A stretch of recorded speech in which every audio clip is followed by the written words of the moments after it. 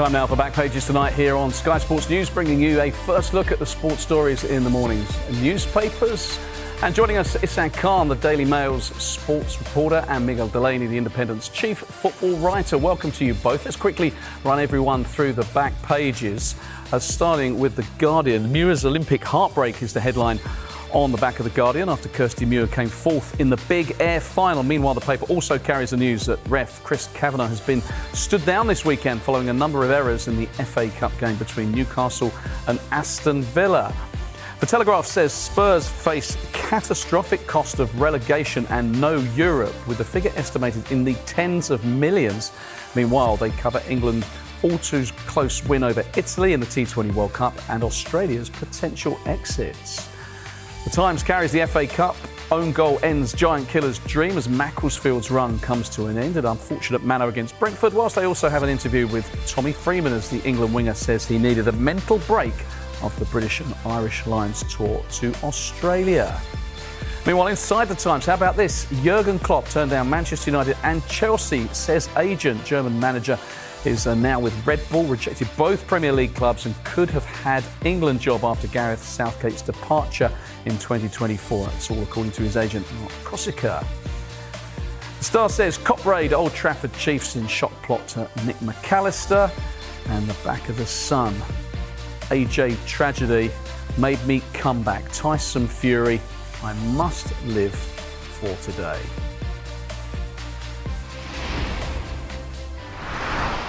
But let's start with the FA Cup, and the dream is over for Giant Killers Macclesfield after their heroics in knocking out holders Crystal Palace. They were beaten 1-0 by Brentford. We're going to start in the Times for this. Heartbreaking for PE teacher Sam Heathcote, an own goal, an even crueler way to bow out of the Cup. Yeah, well, what a story. It has been all good things come to an end, I suppose, and I think a lot of just general football fans were wishing away for Macclesfield to continue that dream, but they did go out on good terms. As they did against Palace, they showed a tremendous fight. Of course, the game got harder in the second half, and Brentford slowly but surely got on top of the game. But particularly in the first half, the captain Dawson, he had a shot that just whistled past the post, and they were again really up for this. But it just shows that it's the magic of the cup. These matches, a small side such as Macclesfield going up against a Premier League team, it just reflects why the FA Cup is such a magical competition and something that fans of all clubs, of all ages, and across the football pyramid love these kind of fixtures, and long may they continue. Yeah, real shame for Macclesfield, Miguel. I guess that the romance of the club will live. I was going to say kind of Wrexham, but I guess Mansfield are taking on Arsenal. That's the potential biggest upset in the next round. But a word for Macclesfield first? Yeah, I mean, look, they completely enlivened the cup. I mean, obviously, it came up a little bit again this weekend in the newspapers about whether it was a lower key FA Cup round. There was a bit of a kind of a revival of old debates about where the FA Cup is in the modern game. I must say my feeling was probably that we'd moved past that a little bit. And I think that actually the third round and Macclesfield's role in that helped very much emphasise. I mean, that was, all of the classic FA Cup upsets of the past, from Hereford to Woking Town, to whoever you want to think of.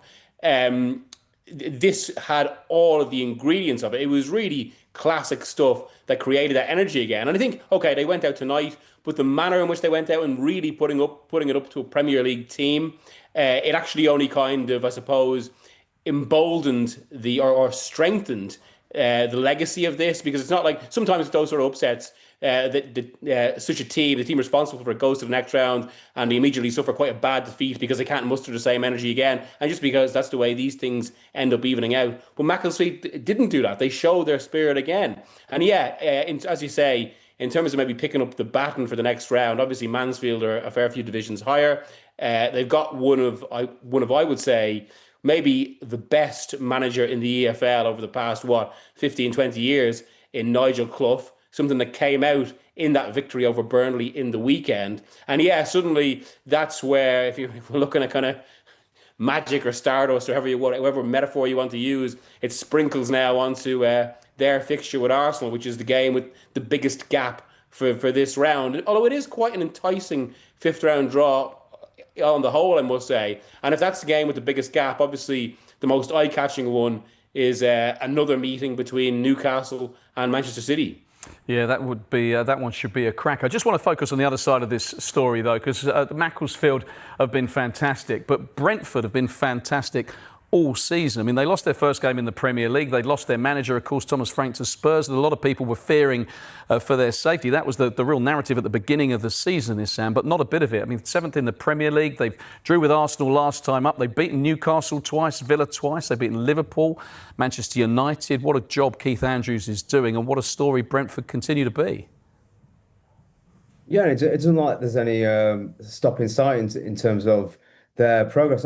I, for one, at the start of the season, I had them definitely tipped to be in and around the relegation place. I just saw the progress Thomas Frank had there, and it was hard to envisage that Keith Andrews, with his very limited managerial experience, if any, to go and step into the top job and take the Bees to what he's done. He's done a tremendous job, and I think the match against Arsenal, that was an encapsulation of just how far he's taken this team. He, especially in the second half, in the later period, the last 20 minutes, he was battling Arsenal at their own game in terms of the set pieces, in terms of those corners, those throwings, that physicality, getting on top of Arsenal in the physical realm. It was a masterclass in eking out those small percentages against a team who, man to man, they were, of course, Arsenal's best team in the division thus far. But Brentford utilised their other advantages to match the Gunners. I think that game itself, that just reflected what a threat they've become, and they're not afraid to play in their own way and in their own style. And of course, that's helped by having a striker, the Brazilian striker Thiago, who's absolutely tearing up. He can't stop scoring, and that flow of goals contributes to their success. But what Keith Andrews has done is remarkable so far, and who knows how far he can take this team if he can continue in this same vein. They've not dropped off yet, and we're past the halfway mark of the Premier League season. So who knows how far he can take them. Yeah, right in the hunt for Europe. I just want to focus on the story, Miguel, in the back of the Guardian, and you mentioned the Newcastle-Manchester City match. This to do with their last game between Aston Villa. Referee's red card, Chris Kavanagh, stood down after crucial errors in the FA Cup tie. We've seen referees stood down before, but this is in sharper focus given there was no VAR, which really seemed to affect some of the officiating in the fourth round. Yeah, this whole story has provoked a lot of discussion about referees with a lot of different strands. And actually, one of them I did see over the weekend a little bit was this feeling that the difference between officials and, say, like I saw a few comments about how it's only officials who aren't allowed to make mistakes in football. And one of the responses being that, well, players can be dropped, managers can be sacked, all the rest of it. Well, this just shows, actually, and many referees would always say this, they can be marked down for games. They can face kind of a demotion of sorts, if only a brief one, after certain errors in certain games. But yeah, you mentioned there about, I suppose, the effect of VAR. It's funny, I've been speaking to a few refs and former refs over the last 2 days about this. And funny, they've always rejected the view that actually VAR has changed the way they referee. And they say that because basically most of them have come through, to get to the Premier League or an equivalent level, they've come through 20 years of experience without VAR. So their entire mode of officiating is conditioned by this. And I must say, I felt that a little bit over the weekend as well. You know, one of the kind of opinions that was regularly uttered was that VAR, this wasn't an argument for VAR, and I don't necessarily disagree with that. But, it was said that VAR has changed how officials referee. I must say I disagree with that for that reason. And also because I have to say, this entire story, or the entire controversy from that Villa-Newcastle game it was a reminder of what football used to be like before we had VAR. And again, I should stress, I'm not defending VAR. I think many of its elements have changed the way the game is actually played and experienced for the worse. But I think there's a wider point to be made that when it comes to referees, football is basically never going to be happy. And you could actually see there's a parallel in Spain. In Spain over the past year, they faced the exact same debates about VAR. There was wholesale changes to the system. And what's happened? Well, just Spain has faced the exact same debates, the same issues. And I suppose it just comes to that classic thing that people both want perfection, common sense, no delays, all at once. And to a certain degree, it's just the referee and the officials are always going to be they're almost going to be the lightning rod for the emotion of the game. Yeah, Issa, I wonder where you stand on this, because Miguel sounds kind of slightly conflicted on this, and I think a lot of people are, aren't they? Eddie Howe saying exactly that, not quite sure where he stands on it. He's slightly ambivalent towards it, but he did say that the match officials, in his opinion, had begun to avoid taking difficult decisions because they're accustomed to VAR being there to correct any errors. And obviously, we've seen with the assistant referees, they've been told to keep flag down and only put it up. But that has got to change, hasn't it, with no VAR? Well, with VAR, it was designed to correct clear and obvious errors, but it seems to have taken things to a different level, and it has, in my opinion, ruined the game in some ways. And I think the tie the other day with Chris Kavanagh involved, I feel like that game was a reflection of this reliance, I feel, on VAR, that if there are mistakes, VAR is there to interject and there to save a referee. And I believe in terms of that clear and obvious aspect, slowing things down and showing 15 to 20 different angles, delaying games by 5 minutes while fans are there not able to celebrate goals because they don't know if it's going to be chalked out or not. Something needs to be done in VAR. Football's never going to be perfect. There's always going to be room for interpretation, and it's a complex issue because before VAR, there's obviously all the upset of when decisions do go wrong and they're not corrected. So VAR is needed in some capacity, but the way the rules are now, the clear and obvious error aspect, it's too wide for interpretation, and arguably it's ruining games too much. OK, we're going to leave it there for a moment. We're going to take a quick break. When we come back, we'll look at more of the sports stories in the morning papers, including this in the Times. Jurgen Klopp's agent says Manchester United and Chelsea inquired about Jurgen Klopp after he left Liverpool. Both clubs say they've no contact with Mark Kosica. We'll look at this next.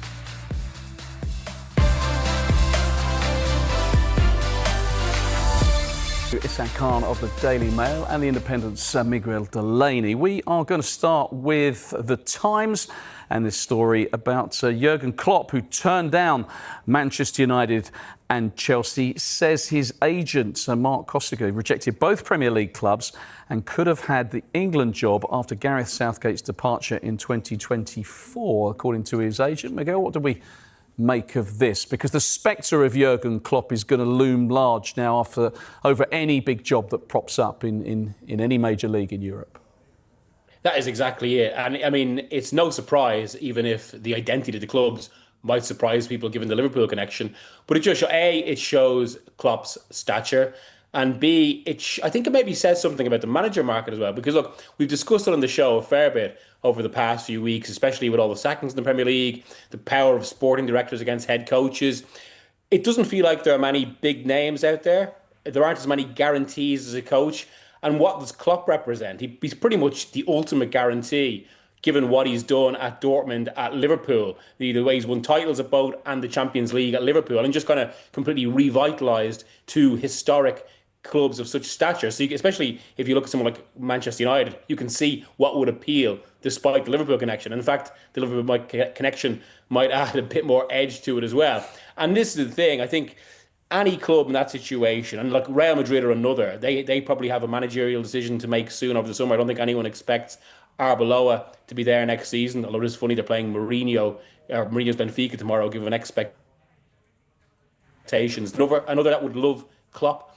And I think any time any big job comes available, at least for maybe under a year, another 2 years, there will be executives who think, well, maybe, just maybe, we can tempt him back. But all indications are actually that Klopp doesn't want to get back into coaching. You can see it in the Red Bull job. You can almost see it in some of his wider interests. And from his Instagram, he certainly seems to be enjoying life right now. But you'd wonder at what point, he and his representatives started thinking, well, just look, listen, just leave me alone. But maybe actually on the other side, that's an element of flattery that appeals. And yeah, there'll always be some executive thinking maybe, just maybe, they can entice him. Yeah, I mean, we're reporting, Isan, that Manchester United and Chelsea deny there was any contact with the agent. But if you were those clubs, surely you should be asking about someone like Jurgen Klopp, just on the off chance, because if you can snare someone of that quality, then fantastic. But as Miguel says, it appears that he's not that keen on club management. Can you see him coming back down the line? Will he be tempted, do you think? Well, from these comments from the agent, quite possibly, he says in his quotes actually that maybe one day he'll want the smell of a locker room again, which I think the timing is so intriguing as well with the struggles Liverpool have had in the last weeks and months, and Liverpool's sixth place, whether they get Champions League or not, and the situation around Arne Slot. I think the timing of this interview is very, very interesting. And in terms of the Manchester United and Chelsea alleged approaches, it's absolutely part and parcel for big clubs to sound out as many high-profile managers as possible. Klopp is right up there in the current market. There's not many proven managers available, and Klopp is, as I say, right up there. So it would make absolute sense to try and test the water to see if any way he would be interested. It's approaching 2 years this summer since he left Liverpool, so it's getting to that period where he's been away from management for a fair amount, and he could,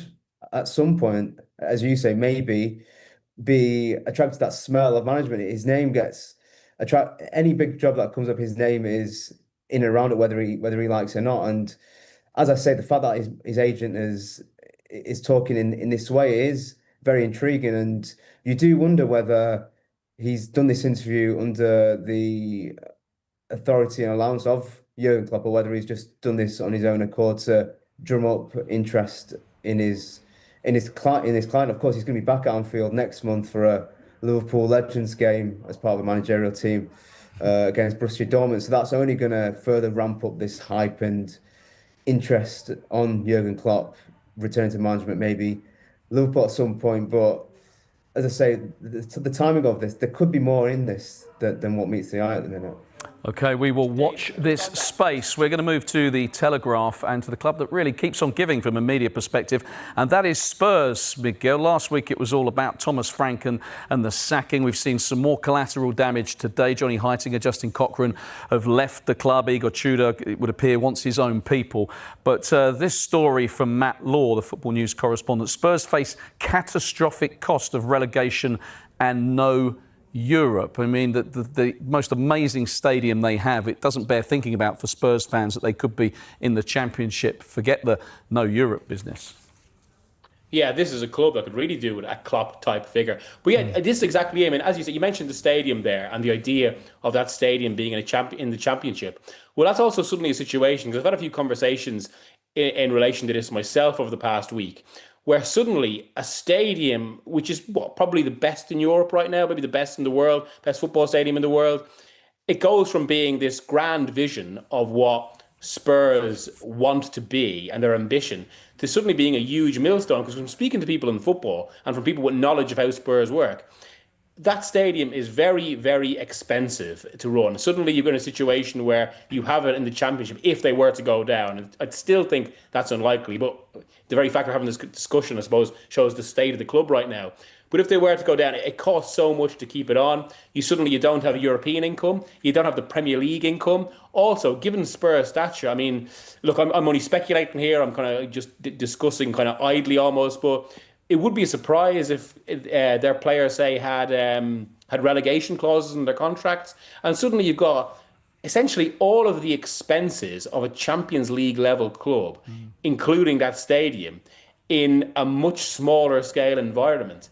And that suddenly you're faced with new difficulties. And it does point to how this next few months could well be the most important period in Spurs' modern history, which is incredible to say for a club that was in a Champions League final just 7 years ago, and that when that was supposed to be a transformative moment that would launch them into that greater sphere. And instead, here we are talking about the potential cost of relegation to the Championship, even if that seems unlikely.